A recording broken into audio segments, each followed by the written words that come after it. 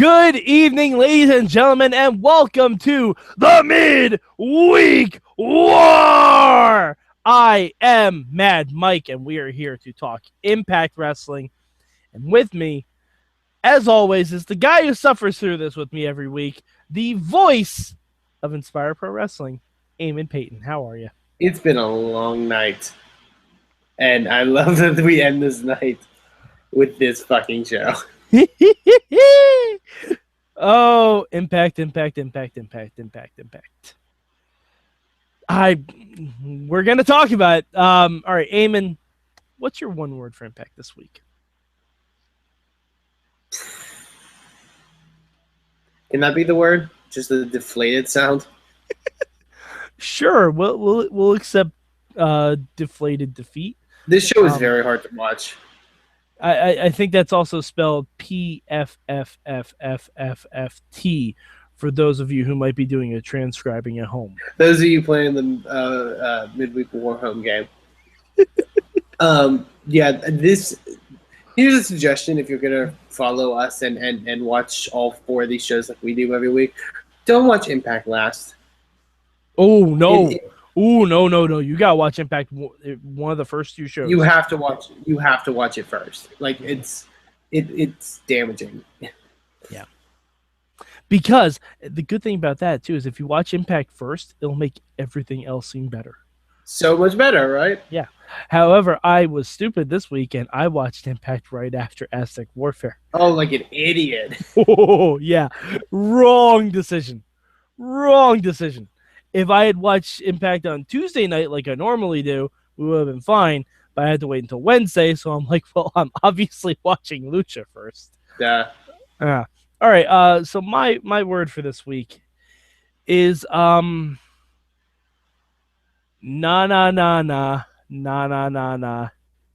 Hey.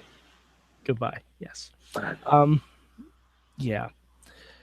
Okay, because we are on the farewell tours, the less popularized farewell tours. Is it going to last as long as Kurt Angle's? Fuck, nothing could last as long as Kurt Angle's.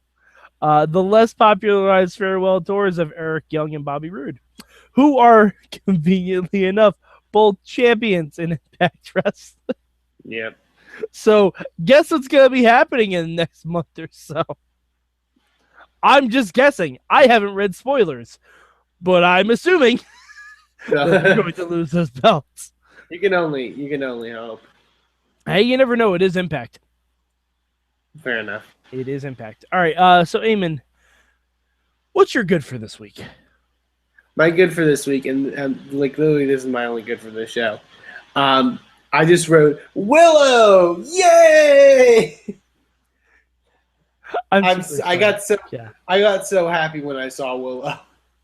Yeah, this is the second time that because they did Willow last week too.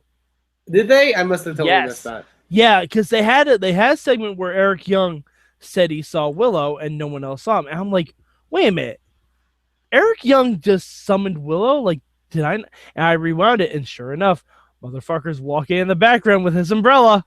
Please don't let this be a side thing. Like, please let this actually, like, this be them bringing Willow back.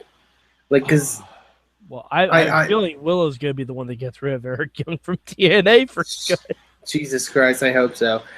If he just talks about things to not... What was even the line about something triangular, whatever it was? Oh, I don't even remember. It's Eric Young. Well, you know the line I'm talking about. But yeah, it's I want Willow back so badly because I miss those times. Willow is the most interesting Jeff Hardy's ever been. Yeah. All right. My good this week, and I was gonna give it to Ethan Carter turning to camera and saying, "Fighting strength," but I'm not going to because we here on the Midweek War, we are equal opportunity. And I want to give some love to someone who I'm pretty sure I've never said a positive thing about since his debut. And that would be Mahabali Shira. Oh, okay. That would be Mahabali Shira because It was very little. It was a backstage segment where Grado was talking about planning his celebration for next week, that he has a job again. And Shira asked if Odarg was invited. Bravo. I also Bravo. Shira, that is the best thing you've done in Impact. Take a bow, walk away, you're done. I also really loved, and I don't know if you got this or anybody else listening probably even heard this and understood it, but when Grado was excited about his party and he mentioned that he was inviting Phil and Scott from Chicago. Yeah, that was actually going to be my bad. And how much would I laugh? How much would I laugh if CM Punk and Colt Cabana showed up in Impact? Like, yeah, that was gonna be my. I'm like, didn't that motherfucker just reference CM Punk and Colt Cabana? Well, the thing is, because the reason he said it is because Colt's kind of the one that put him on the map. Yeah, but like, fuck, like no way that's happening. Oh yeah, absolutely. That's like when, Tigre Uno. Remember him? Jesus Christ. Yeah. Is there even an X Division anymore? No, there isn't. Okay. So, Eamon, what's your bad this weekend Impact?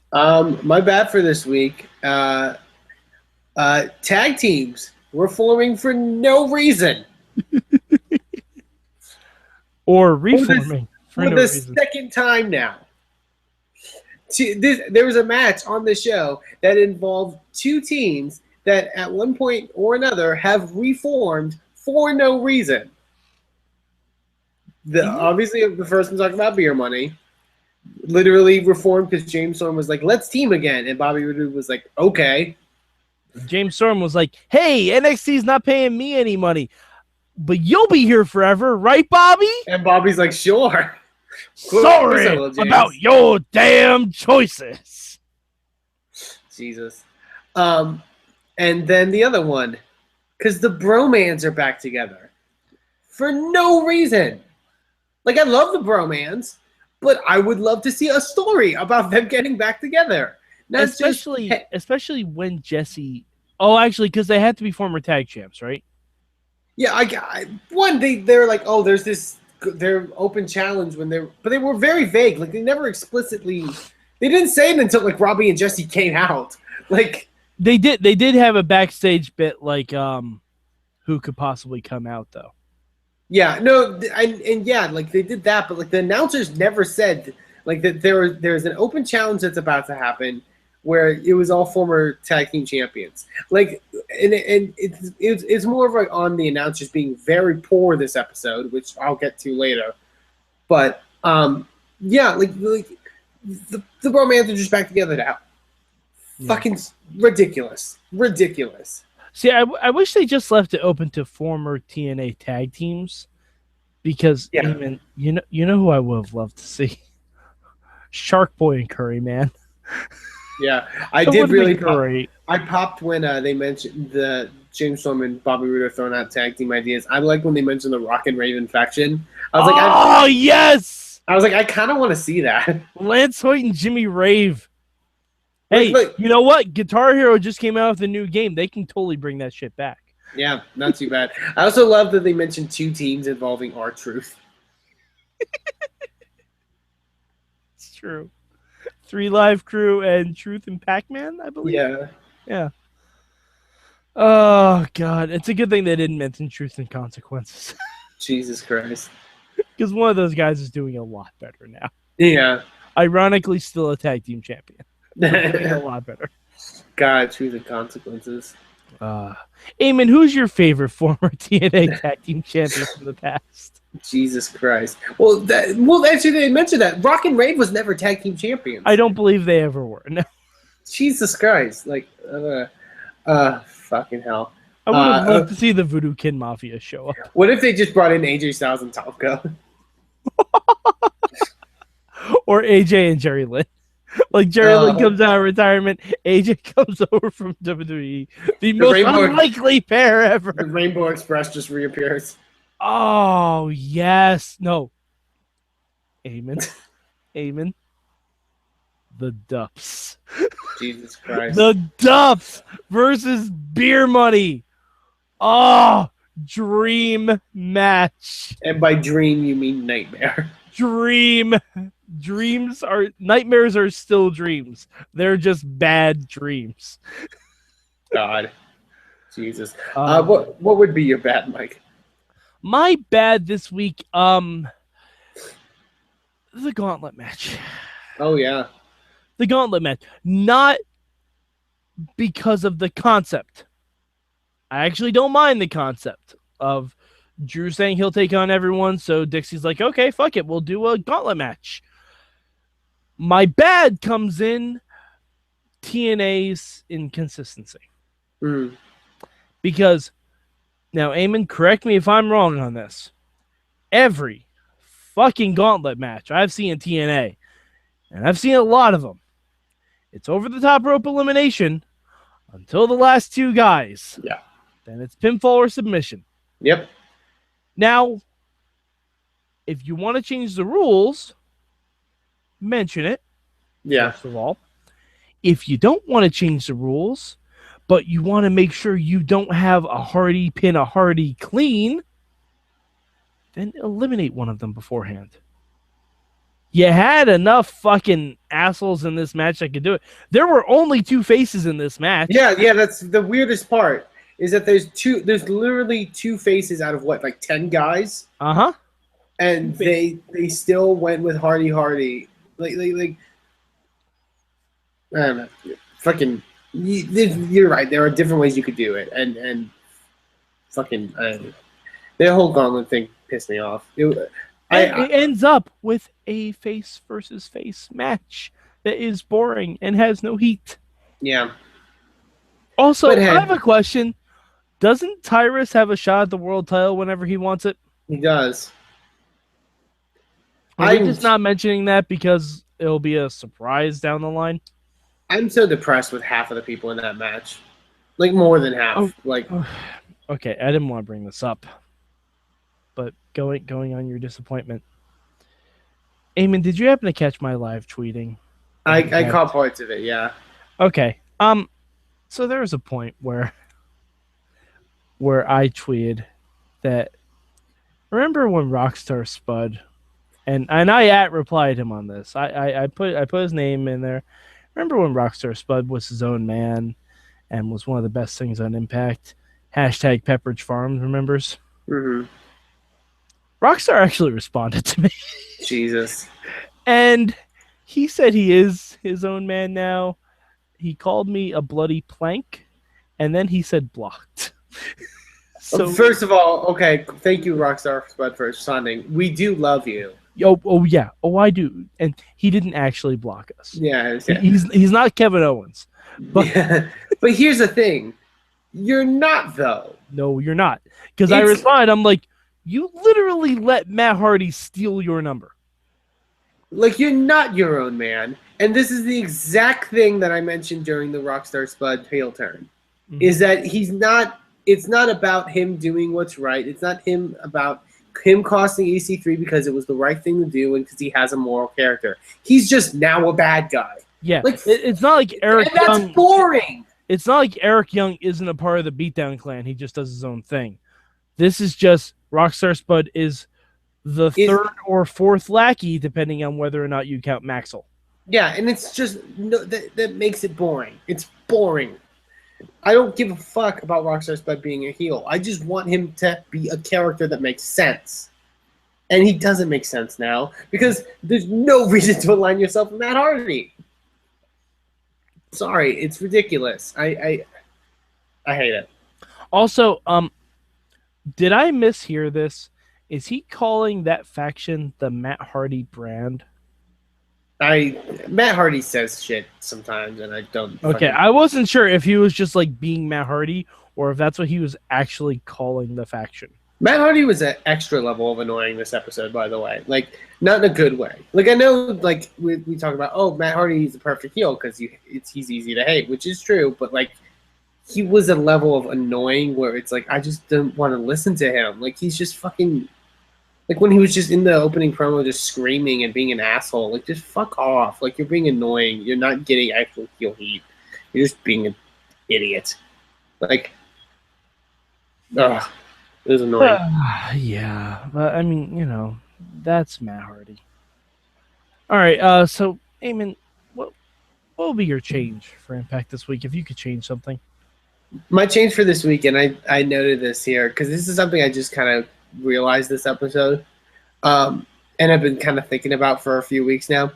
TNA wrestlers have the worst nicknames. Okay. What is worse, TNA nicknames or TNA entrance themes? I'd argue nicknames. I'd argue entrance themes, but okay. All right, go on with your nicknames. I'm curious because some of the WWE, I think for the most part has at least some cool nicknames, like of guys that have nicknames. Like I think when Seth Rollins is like the Architect, like oh that's kind of cool, like that makes sense. It's a nice little thing or so, like stuff like that. As much as I love EC3, him being called the ass kicking machine makes no fucking sense. Like, that's not what I look at when I look at the ass kicking machine. What?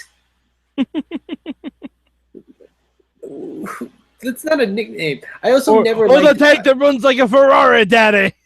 Yeah. Leonidas of TNA. Yeah.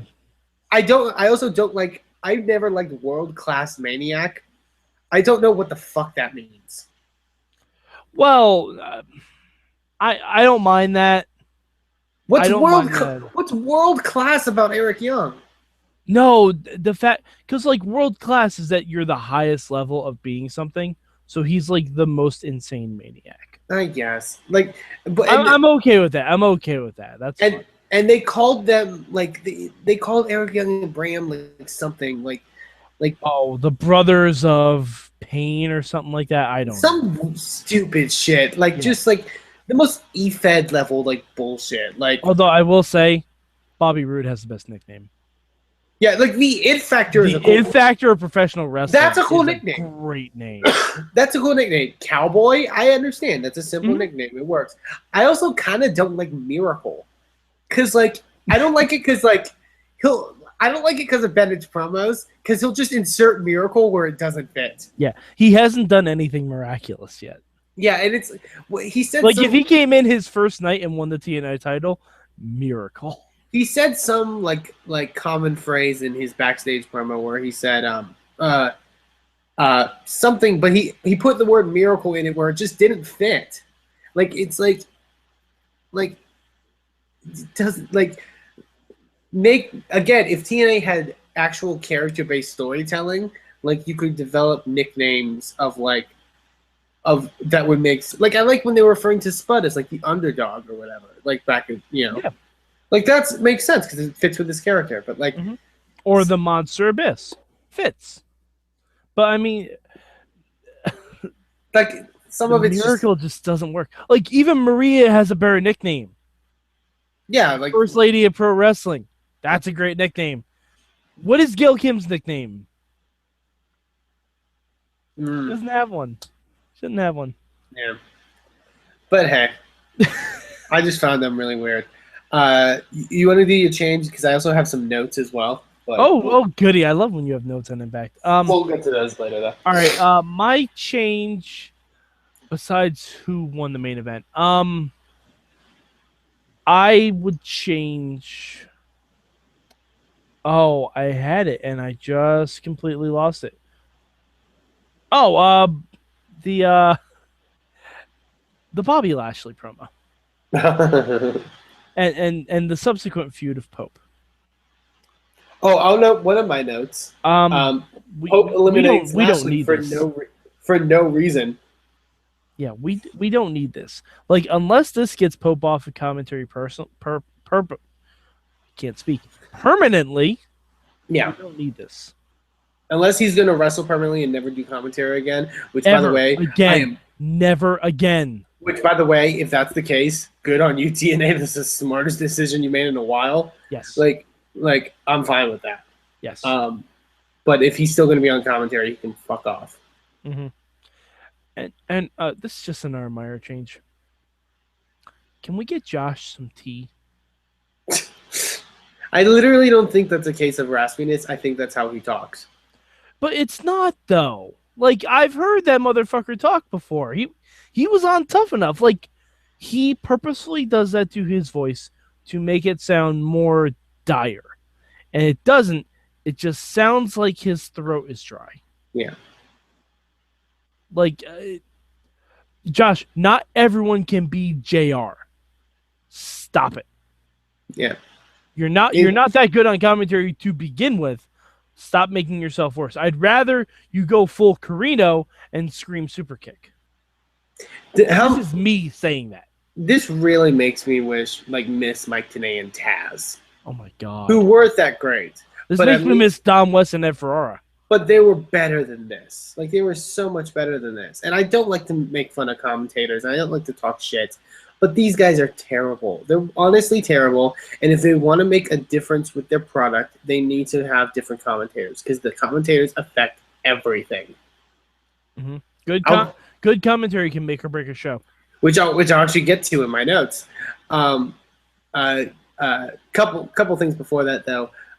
In that backstage promo with the Decay, at one point Rosemary said, "Hi ho Dario," and I think how better this would be in Lucha Underground. Yeah. I was like, I think you mentioned it on Twitter. It's also hi ho the Dario. Yeah, but yeah, I maybe that's underlying. Maybe we're gonna see them in Lucha. I don't know. But like I think you said this on Twitter and you're live tweeting. Why did we have to have the Decay lose? I don't know. Like, what was the point of Eddie Edwards winning? Like, all right, who's been handled worse in the past 2 months? Decay or the Wyatts?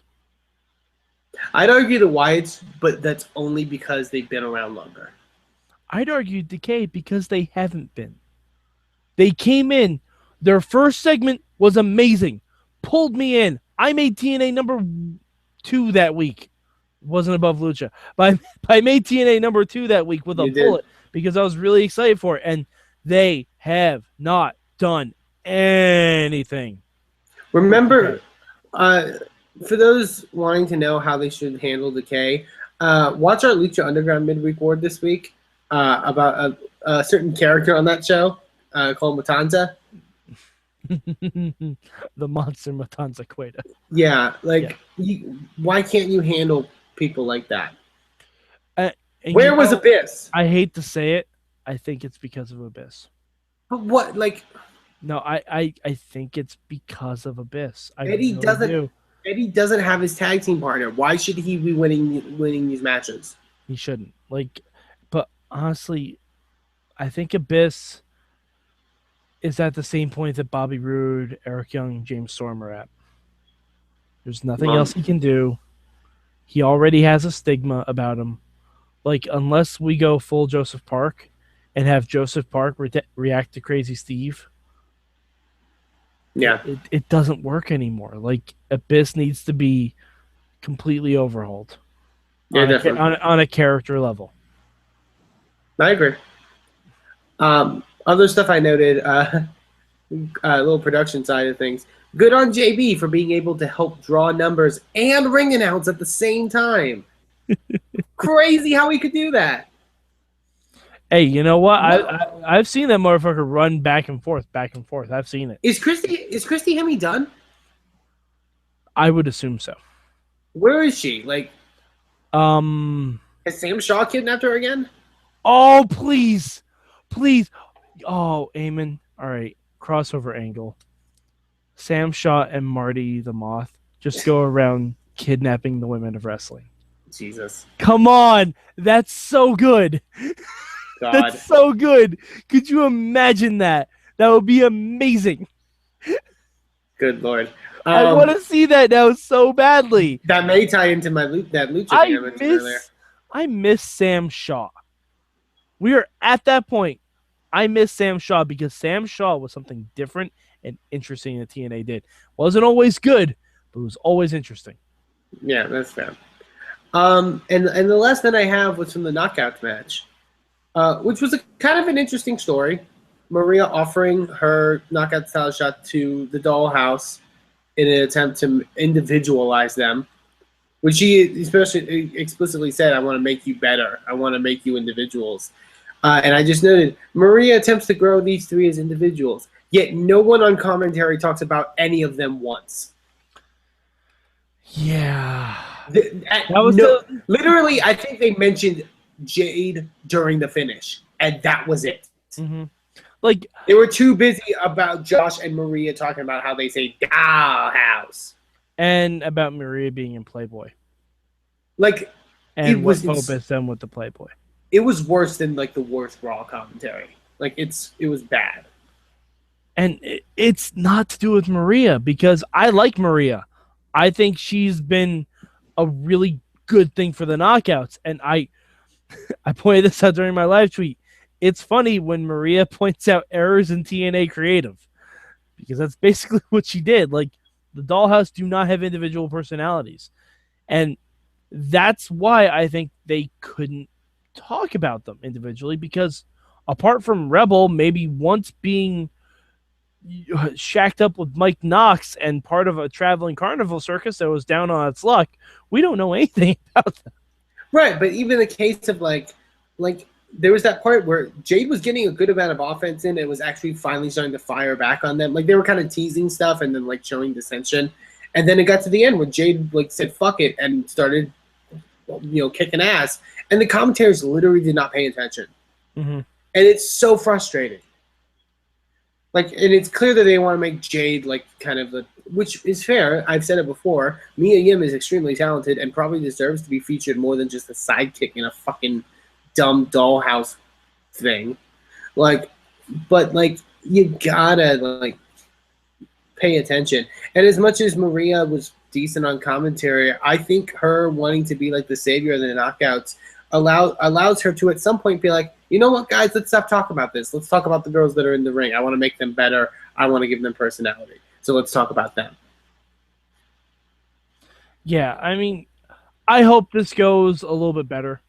I hope we can move on from this, and they're all like, there's no more factions, like there's no more beautiful people, there's no more Dollhouse, and we can move to an actual division. Yeah. I'm not hopeful for it, but I kind of wish it happens. We also know today that they signed a new Knockout along with a couple other people. So who was that? They officially signed Cherry Bomb. Oh, that's good. Along with Pepper Parks, Marche Rocket, who is like a kind of X Division style kind of guy, and the former Legionnaires. They signed the Legionnaires? Yeah. Oh my god. Can we get Marcus Louis to chill with Willow? Yeah. Please, the Phantoms of the Impact Zone. Side note, they went, like, when they made this announcement, they announced all of these people by their real names. I'm assuming they'll get rebranded, I guess, at some point. I hope so. Because some of those names are really hard to pronounce. like one of them had like Z's and X's in it. I'm just like, you need to change this immediately. Like, please don't tell me this is how you're referring to that. So basically, since Bobby Roode and Eric Young didn't resign, they could sign like 6 more guys. Yeah, apparently. And Cherry Bomb and Pepper Parks were working like dark stuff in TNA for like ever. Like, yeah, they've also done the One Night Only stuff. Yeah. So like, yeah, it felt like a long time coming there. But hey, who knows? All right. I forget where we left off. Did we do both our changes? We did both our changes, I believe. Okay. All right. So was there anything else we missed? Fuck, I don't even know. I don't think so. I think that was all. Yeah. Are you looking forward to Drew and Jeff? I guess. Drew Galloway's promo really didn't do anything for me this episode. Like, I like Drew, and I've said it before. I think he could be the face of the company, and he's the guy who they should have put their direction in, I feel. But his promo was just like the worst. Like, his recent promos have been really bad. Of just him calling people like bitches, and then just like, he's really generic. It's ultimately generic. But then again, he's generic, but so are a lot of people in TNA. Like, yeah, I mean, really, the only dynamic guys, Eric Young, EC3, EC3, obviously. I'd say Roode. I'd say Roode and Storm are up there. Roode when they want to be. when they want to be, but they can sometimes fall into that. Like they play like TNA plays to the lowest common denominator of a crowd. I feel, Mm-hmm. you know what I mean. And Well, you have to remember, those people aren't always there for Impact. yeah, They're there because it's a free show. yeah. I like to think those people are more intelligent, though. You know what I mean? I've been in that crowd. Maybe am I wrong? Some of them aren't. I mean, most of them are legitimate wrestling fans, but there are the occasional families that just stumble in to beat the heat or because it's a free show. Yeah. But yeah, all right. So Eamon, where do you rank Impact this week? Spoiler. It's my number 4. I don't know why it's a spoiler. Yeah, didn't do it for me this week, especially with all the other good wrestling on this week. Alrighty. Where did you rank it in terms of the other things that you saw this week? Yes. Well, if you've been watching the Midweek War, Eamon proposed me a challenge. Since I didn't watch Ring of Honor this week, I could only rank 3 shows. So Eamon asked me to include Batman vs Superman: Dawn of Justice in with my rankings, and I'm gonna put Batman vs Superman ahead of Impact. Impact is my number 4. Because at least from what you get, and I'm not going to spoil anything, but like from what I got from what you said, it's at least fun in the sense that it's bad. Yeah, both of them actually. Both of them, because I don't find TNA fun. I find it occasionally fun. I find it fun at times, but then most of the time I find it like, oh, this is a chore. Like, I like the knockout stuff. I think that's a good direction to go in. yeah, and anytime the Bromans are on screen, I'm gonna be okay with the Bromans. Doesn't make a lick of sense in the world. Still gonna be okay with the Bromans. I think it also played up to what I said earlier about how I watched this last. Like, yeah, that'll do it. It just feels because we watch 5 hours of wrestling within the span of 24 hours. And keep in mind, this is the only 2-hour show that we have to watch. So it gets to that point where that hour hits, and you're in that mood where you're just like, God, I just want to fucking get through this. Like, it's like how most people are about an hour and 45 minutes into Raw. Yeah. But yeah, okay. So Eamon, where could the good people of the internet find you? You can find me on Twitter at Eamon2Please, where I talk about wrestling stuff on there and other things. You can also check out Inspire Pro Wrestling, which is the wrestling company I'm involved with, at inspireprowrestling.com. All right, and you can find me at MadMike4883 on the Twitter machine. Also, go to WrestlingMayhemShow.com. We do our show every Tuesday night, around about 9 p.m. Eastern Standard Time. And if you've been following Mayhem Mania, you, the fans, get to decide the pre-show for Mayhem Mania. Go to Facebook, type in Wrestling Mayhem Show in your little search queue, and vote for the pre-show match, because we have 8 stellar matches to choose from. I know where my personal preference is. You can see what I voted for. You can see what Eamon voted for. You can see what all of us voted for. But vote for your favorite Divas title match. But go on there and complete our Mayhem Mania card. Alrighty, so for Eamon Paton, I'm Mad Mike, and this has been your Mid-Week War!